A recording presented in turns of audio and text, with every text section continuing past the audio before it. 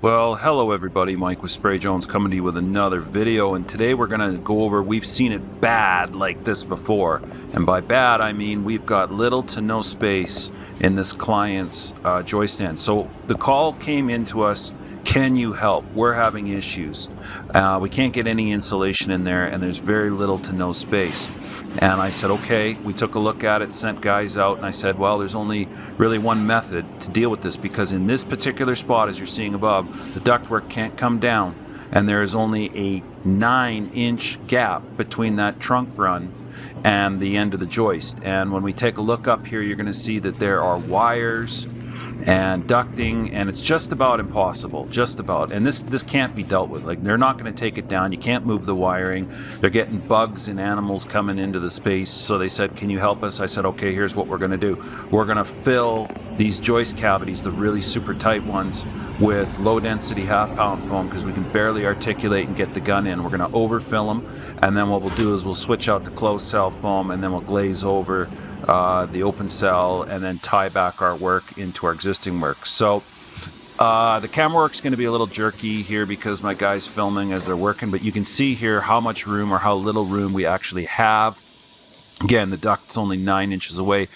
The open cell foam expands 120 times the liquid mass. It's not going to scorch or burn. It's not going to thermally crack, and it is the right tool for this application because it's going to push and stay liquid longer and get into the back, and he can basically overfill the cavity the way you're seeing this and know that he's getting at least something all towards the outside and filling the space. If it was 2-pound foam, it only expands 120 times the liquid mass.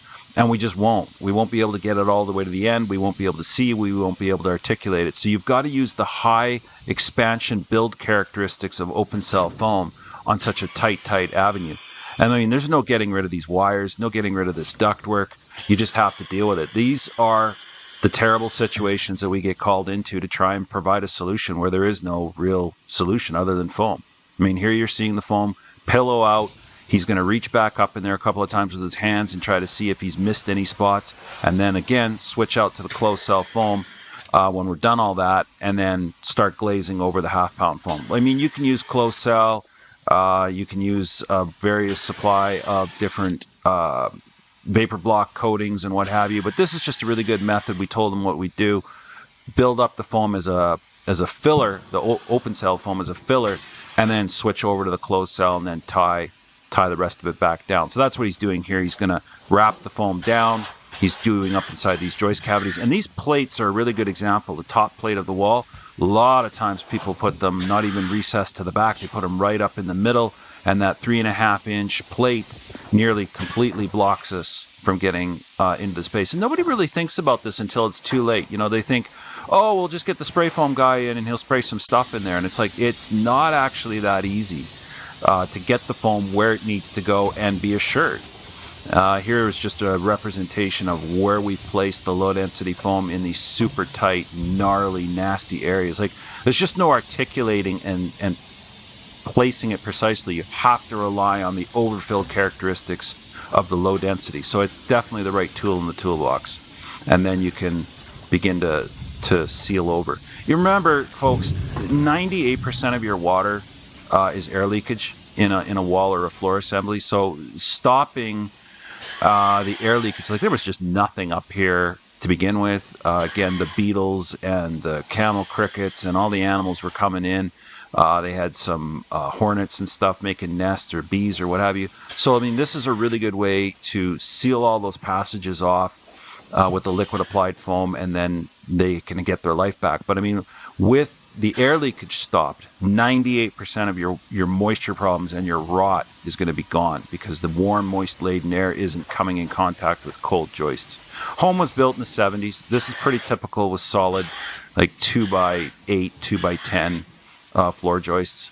I've seen jobs like this before where the batting is just chewed to pieces. Like, it's just little tiny chunks, and then the vapor barrier is just about non-existent, where they put little bits of poly here and there, but it's not at all air sealed. And then here we are, switched back over to closed cell foam and tying in our work around the perimeters going into the joist ends and building up the requisite amount where we need to, how we can.